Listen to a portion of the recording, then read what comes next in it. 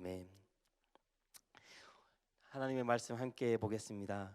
오늘 함께 나눌 말씀은 동네 세메주 성경 252페이지입니다. 요한복음 20장 15절에서 18절까지입니다.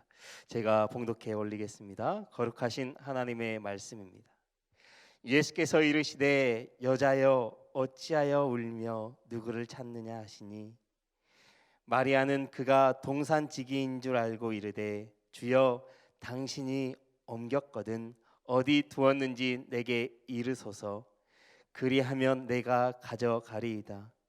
예수께서 마리아야 하시거늘 마리아가 돌이켜 히브리 말로 라보니 하니 이는 선생님이라는 말이라. 예수께서 이르시되 나를 붙들지 말라. 내가 아직 아버지께로 올라가지 아니하였노라.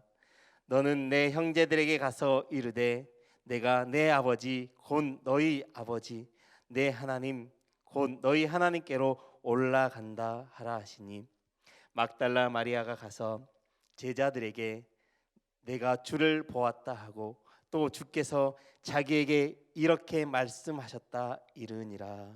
아멘. 네, 우리는 예수님의 십자가와 부활의 사건을 함께 묵상하고 있습니다. 그 가운데 오늘은 안식 후 첫날에 일어난 사건을 또 묵상하게 되어집니다. 막달라 마리아는 안식 후 첫날 일찍이 예수님의 무덤을 찾아갔습니다. 그들이 예수님의 무덤을 찾아간 이유는 유대인의 간습에 따라 시신에 향품을 바르고 향유를 바르기 위해서였습니다. 유대인들은 사람이 죽으면 사흘 동안 그 영혼이 떠나지 않는다라고 생각하고 그 시신을 돌보는 간습이 있었기 때문입니다. 그들이 예수님의 무덤에 도착했을 때 그들이 깜짝 놀라는 사건이 발생하게 되어집니다. 그 이유는 바로 무덤의 입구에 돌이 옮겨져 있었고 그 무덤 안이 비어 있었기 때문입니다. 그 무덤 입구를 막는 돌은 보통 장정 여럿이 움직여야만이 움직일 수 있는 그 정도의 무겁고 큰 돌이었다라고 이야기합니다. 마가복음에 보면 여인들이 무덤 입구의 돌을 어떻게 옮겨야 할지 염려하는 모습을 기록하고 있는 것도 그 때문입니다. 마리아는 이 사실을 알고 베드로와 제자들에게 달려가 예수님의 무덤이 비어 있음을 알렸습니다. 그러자 베드로와 제자들이 그곳에 달려와 예수님의 무덤이 비어 있는 것을 확인하였습니다. 그리고 그들은 예수님의 무덤이 비어 있는 것을 확인하고 그냥 각자의 집으로 돌아갔습니다. 마리아와 그들이 예수님의 무덤이 비어 있는 것을 보고 그들이 염려하는데 그들이 깨닫지 못한 것이 한 가지 있었습니다. 9절 말씀에 이렇게 기록하고 있습니다. 그들은 성경에 그가 죽은 자 가운데서 다시 살아나야 하리라 하신 말씀을 아직 알지 못하더라. 무덤이 비어 있는 것을 보고 그들은 그 말씀을 아직 깨닫지 못했습니다. 예수님께서 부활하셨다라는 것은 전혀 생각지도 못했던 것이지요. 이것은 마리아뿐만 아니라 제자들도 마찬가지였습니다. 그렇기에 그들은 예수님의 무덤이 비어 있는 것을 보고 자기의 집으로 돌아갔던 것이지요. 예수님의 부활하심을 깨닫지 못한 마리아는 그 무덤에 홀로 남아 있었습니다. 그리고 그 무덤 앞에서 예수님의 시신이 없어졌음으로 말미암아 그는 심히 아주 깊은 슬픔 가운데 잠겨 울고 있었습니다. 아마 그 마리아의 눈물은 정말로 예수님을 진심으로 따랐고 예수님을 사랑했기 때문에 흘리는 눈물이었을 것이라고 생각합니다. 이루 말할 수 없는 슬픔에 잠겨 그는 무덤 앞에서 울고 있었습니다. 그러다 문득 눈을 들어 무덤 안을 바라보았을 때에 그곳에는 두 천사가 예수님께서 누우셨던 자리에 서 앉아 있었습니다. 천사들은 마리아에게 왜 우는지 엽죽습니다. 마리아는 예수님의 시신이 어디 있는지 모르기 때문에 그가 울고 있다라고 이야기합니다. 그때에 예수님께서는 당신의 부활을 믿지 못하고 있는 이 마리아에게 친히 찾아오셨습니다. 부활하신 예수님께서 마리아에게 찾아오신 것이지요. 그러나 마리아는 그때까지도 예수님을 알아보지 못했습니다. 그는 예수님으로 알아보기보다는 그 동산을, 그 무덤을 관리하는 동산지기로 알았습니다. 마리아는 심지어 예수님과 대화를 하면서까지도 그분의 부활을, 그분을 알아보지 못했습니다. 그분의 부활을 생각하지 못했기 때문입니다. 그러나 예수님께서 비로소 마리아야 라고 불러주실 때에, 그 이름을 부르실 때에 그가 예수님이심을 깨닫게 된 줄 믿습니다. 슬픔에 잠겨있던 그 마리아가 예수님이 그의 이름을 불러주셨을 때에, 그리고 예수님께서 직접 찾아와 주셨을 때에 그의 슬픔이 위로와 기쁨으로 바뀌게 되어진 줄 믿습니다.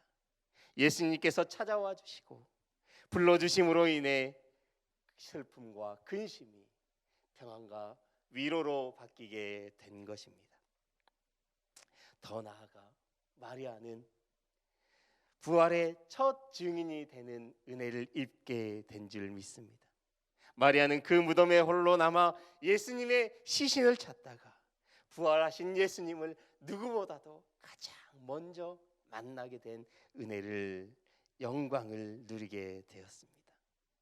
예수님이 우리를 찾아와 주실 때에 슬픔과 근심이 평안과 위로로 바뀌게 되어지는 줄 믿습니다. 혹시 이 가운데 힘들고 어려운 상황 가운데 놓여 계신 분들 혹시 있으십니까? 그렇다고 한다면 예수님 앞에 간절히 나의 모든 것을 내려놓고 나아오시길 바랍니다. 그때에 예수님께서 만나주시고 동행하여 주실 줄 믿습니다. 우리의 근심과 우리의 슬픔을 평안으로 바꾸어 주실 줄 믿습니다.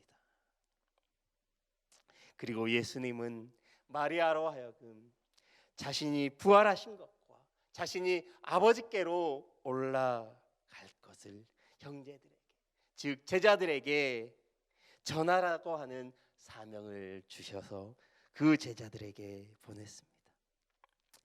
마리아는 예수님을 그곳에서 만남으로 인하여 그 예수님의 부활하셨음을 믿게 되었고, 예수님이 말씀하신 대로 제자들에게 가서 자신이 보고 들은 것에 대하여 전하는 사명을 받게 되었습니다. 그것을 전하는 첫 번째 부활의 증인이 되어진 줄 믿습니다. 인생 가운데 예수님을 만나게 되면 복음을 전하게 되는 사명을 받게 되는 줄 믿으시기 바랍니다. 부활하신 예수님께서는 저녁 때까지도 예수님의 부활을 믿지 못하고 있던, 그리고 불안과 두려움에 떨고 있던 제자들에게도 찾아가셨습니다. 그리고 제자들에게 직접 찾아오셔서 평강하기를 축복하셨습니다. 예수님께서 자신의 부활하심으로 승리하셨음을 그들에게 보여주셨습니다. 그리고 그들에게 더 이상 두려워하지 말고 믿음 안에서 평강하라고 말씀하십니다. 예수님께서 찾아오셔서 그들에게 다시 한번 평강을 허락하여 주신 줄 믿습니다. 예수님께서 부활하셨음을 증명하기 위해 손목에 손 위에 못자국과 옆구리에 창자국을 보여주셨습니다. 제자들은 그것을 확인하고 나서야 예수님께서 살아나셨음을 믿을 수 있었습니다. 그것을 보고 나서야 예수님의 말씀이 이루어진 줄 깨닫게 되었습니다. 십자가의 죽음과 부활하심으로 예수님께서는 하나님 아버지께서 맡기신 구원 사역을 완수하셨습니다. 그리고 이제 예수님께서 하나님께서 자신을 이 땅 가운데 보내셨던 것처럼 제자들을 세상을 향하여 보내시는 말씀을 우리는 계속해서 묵상하게 될 것입니다. 그리고 그곳에 나아가 하나님의 나라의 복음을 전파하는 사명을 주신 줄 믿습니다. 부활하신 예수님께서 막달라 마리아와 제자들에게 직접 찾아와 주셔서 기쁨과 평안을 주시고 더불어 복음을 전할 수 있는, 담대하게 전할 수 있는 사명을 주셨습니다. 그 사명을 다시 한번 되새겨 주셨습니다. 제자들을 믿음의 자리로 이끄신 예수님은 앞으로 그들이 감당해야 할 사명을 알려주시고 복음의 증인이 되라고 말씀하십니다. 누구든지 부활하신 예수님을 만나게 되면 그 부활의 소식을 세상에 전하는 삶을 살아야 하는 줄 우리가 깨달았으면 좋겠습니다.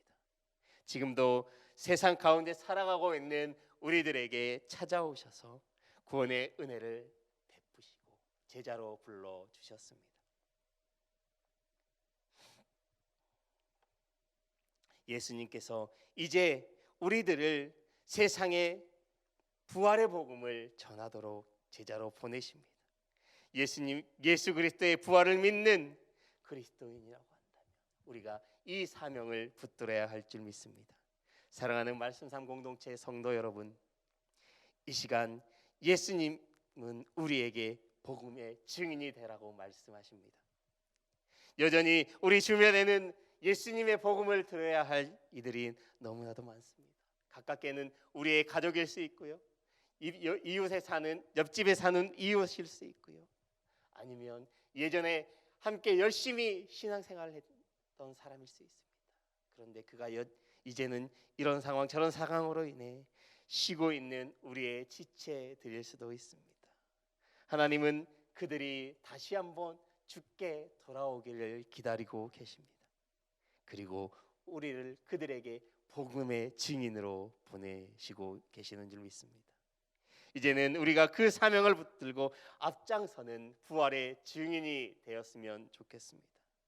부활하신 예수님을 만나고 경험했던 제자들이 그 사명을 붙들고 순교까지 감당하며 복음의 증인이 되었던 것처럼 오늘 이 시간도 우리에게 맡겨주신 사명을 붙들고 예수님의 십자가와 부활의 복음을 전하는 증인의 삶을 살아가셨으면 좋겠습니다. 오늘 하루도 예수님을 전하고 나누는 부활의 증인의 삶을 사시기를 주님의 이름으로 축복합니다. 함께 기도하겠습니다. 사랑과 은혜의 하나님, 죽음을 이기시고 부활하신 예수님을 우리가 믿습니다. 우리를 찾아와 주셔서 우리에게 위로와 평안을 주시고 불러주셔서 감사합니다. 이제는 우리가 그 부활의 증인이 되길 원합니다. 우리가 그 부활의 증인으로서 예수님의 십자가와 부활을 증거하는 증인의 삶을 살아가게 하옵소서. 우리의 삶을 통해 예수님이 선포되어지고 복음이 전하여지는 삶이 되게 하여 주옵소서. 오늘도 우리 안에 거하시며 우리와 동행하여 주시는 예수 그리스도의 이름으로 기도드립니다. 아멘. 이 시간 다음과 같은 기도의 제목으로 함께 기도드리겠습니다. 지금 들은 말씀이 내 삶으로 이어지게 하옵소서. 동네 세매줄 성경 말씀 묵상 소그룹 사역이 활성화되어서 말씀이 살아 움직이는 공동체가 되게 하옵소서. 담임 목사님의 동네 세매줄 성경 말씀 묵상 집회에 큰 은혜를 주옵소서. 육체의 질병과 마음의 질병으로 아파하는 환우들을 긍휼히 여기시고 권능의 손으로 어루만지사 회복의 은혜를 주옵소서. 러시아와 우크라이나 전쟁을 멈추시고 세계 각국에 평화를 내려 주옵소서. 2023년 수능을 보는 수험생들과 여러 시험을 준비하는 취업생들에게 주님의 지혜가 임하게 하옵소서.